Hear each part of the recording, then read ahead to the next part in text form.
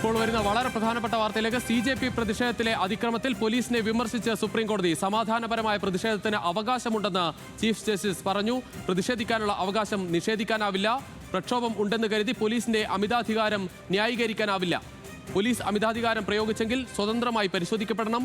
Police സ്വയം അച്ചടക്കം പാലിക്കേണ്ടത് അനിവാര്യമെന്നും സുപ്രീം കോടതി വ്യക്തമാക്കി. KM ഷബ്ന ചേരുകയാണ് കൂടുതൽ വിവരങ്ങളുമായി. ഷബ്ന, എന്തായാലും ഈ ഹർജിയിൽ സുപ്രീം കോടതി അതിരൂക്ഷ വിമർശനമാണ് പോലീസിന് നേരെ നടത്തുന്നത്. പ്രത്യേകിച്ച് പെല്ലറ്റ് ഗൺ അടക്കം ഉള്ള ആക്രമണങ്ങൾ ഉണ്ടായൊരു പശ്ചാത്തലം. ആ പശ്ചാത്തലത്തിൽ ഇപ്പോഴും ഈ കുട്ടികൾ ജീവനോട് മല്ലടിച്ചുകൊണ്ട് ആശുപത്രിയിൽ കുട്ടികൾ കഴിയുന്ന സാഹചര്യമുണ്ട്. എന്തായാലും ഈ കുട്ടികൾക്ക് എതിരെ നടന്ന ഈ പോലീസിന്റെ ഈ ഒരു നരനായാട്ട്, അതിനെതിരെ രൂക്ഷമായ വിമർശനമാണ് സുപ്രീം കോടതി നടത്തുന്നത്.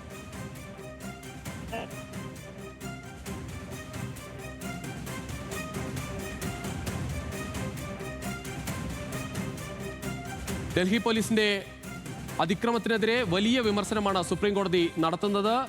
പ്രതിഷേധത്തിൽ അതിക്രമത്തിൽ പോലീസിനെ വലിയ വിമർശനം നടത്തുന്നു. സമാധാനപരമായ പ്രതിഷേധത്തിന് അവകാശമുണ്ട് എന്നതാണ് ചീഫ് ജസ്റ്റിസ് പറയുന്നത്. പ്രതിഷേധിക്കാനുള്ള അവകാശം നിഷേധിക്കാനാവില്ല. പ്രക്ഷോഭം ഉണ്ടെന്ന് കരുതി പോലീസിന്റെ അമിതാധികാരം ന്യായീകരിക്കാനാവില്ല എന്ന് സുപ്രീം കോടതി വ്യക്തമാക്കുന്നു. പോലീസ് അമിതാധികാരം പ്രയോഗിച്ചെങ്കിൽ സ്വതന്ത്രമായി പരിശോധിക്കപ്പെടണം എന്നതുകൂടി സുപ്രീം കോടതി പറയുകയാണ്. പോലീസ് സ്വയം അച്ചടക്കം പാലിക്കേണ്ടത് അനിവാര്യമെന്നും സുപ്രീം കോടതി പറയുന്നു. KM ഷബ്ന ചേരുകയാണ്. ഷബ്ന, എന്തായാലും ഇത് സ്വതന്ത്രമായി തന്നെ പരിശോധിക്കപ്പെടണം എന്ന് സുപ്രീം കോടതി പറയുകയാണ്. ദിവസം ഈ ഹർജിയുമായി മുതിർന്ന അഭിഭാഷകൻ ശങ്കർ നാരായണൻ ചീഫ് ജസ്റ്റിസിന്റെ ബെഞ്ചിലെത്തുമ്പോൾ അദ്ദേഹം തന്നെ വ്യക്തമാക്കിയിരുന്നു, ഇതിൽ കൃത്യമായ നടപടി വേണം. പോലീസിന്റെ നരനായാട്ടാണ് ജന്തർ മന്ദറിൽ നടന്നിട്ടുള്ളത്. അതുകൊണ്ട് തന്നെ ഈ പ്രതിഷേധക്കാർക്കെതിരെ ഇത്തരത്തിലുള്ള പോലീസിന്റെ അതിക്രമം സംബന്ധിച്ച് കൃത്യമായ അന്വേഷണം വേണം എന്ന് അഭിഭാഷകരടക്കം കോടതിക്ക് മുമ്പാകെ വ്യക്തമാക്കിയിരുന്നു. ചീഫ് ജസ്റ്റിസ് കഴിഞ്ഞ ദിവസം തന്നെ ഈ ഹർജി പരിഗണിക്കാമെന്ന് വ്യക്തമാക്കുകയും ഇന്നിപ്പോൾ ഈ ഹർജി പരിഗണിച്ച് അതിരൂക്ഷമായ ഭാഷയിൽ പോലീസിനെ വിമർശിക്കുകയും ചെയ്തു.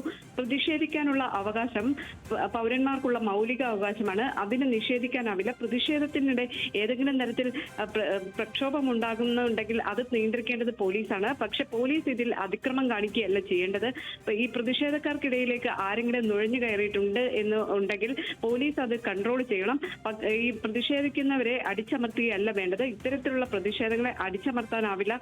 എല്ലാത്തരം പോലീസ് അതിക്രമങ്ങളെയും ചൂണ്ടിക്കാണിച്ചാണ് കോടതി ഇപ്പോൾ ഇത്തരം വിമർശനം ഉന്നയിച്ചത്. ജന്തർ മന്ദറിലെ മാത്രമല്ല, പോലീസിന് ഈ രീതിയിൽ പെരുമാറാൻ സാധിക്കില്ല എന്ന് കോടതി വ്യക്തമാക്കുന്നു. അതോടൊപ്പം തന്നെ ഇത്തരം പ്രതിഷേധങ്ങൾക്ക് കാരണമായി പ്രതിഷേധിക്കാനുള്ള അവകാശം പൗരന്മാർക്കുണ്ട് എന്നിരിക്കെ പ്രക്ഷോഭമുണ്ട് എന്ന് കരുതി പോലീസിന്റെ അധികാരത്തെ ന്യായീകരിക്കാനാവില്ല. പോലീസ് അമിതാധികാരം പ്രയോഗിച്ചുവെങ്കിൽ സ്വതന്ത്രമായി അത് പരിശോധിക്കണം. ദില്ലി പോലീസ് നടപടിയുമായി ബന്ധപ്പെട്ട് മാത്രമല്ല, പോലീസിന്റെ നിയന്ത്രണത്തിന് ഏകീകൃത പ്രോട്ടോകോൾ വേണം എന്നാണ് ചീഫ് ജസ്റ്റിസ് പറയുന്നത്. മറ്റൊന്ന് കോടതി ചൂണ്ടിക്കാണിക്കുന്നത്, പ്രക്ഷോഭത്തിൽ സാമൂഹ്യ വിരുദ്ധർ ഉണ്ടെങ്കിൽ അത് പോലീസാണ് ശ്രദ്ധിക്കേണ്ടത്. പ്രക്ഷോഭമുണ്ട് എന്ന് കരുതി ലാത്തിചാർജ് അടക്കമുള്ള നടപടികളിലേക്ക് പോലീസ് പോകാൻ സാധിക്കില്ല. ഏതായാലും ഈ വിഷയത്തിൽ ഗൗരവമായി തന്നെ സുപ്രീം കോടതി എടുത്തിരിക്കുന്നു എന്നാണ് നമുക്ക് ഈ ഘട്ടത്തിൽ പറയാൻ സാധിക്കുക.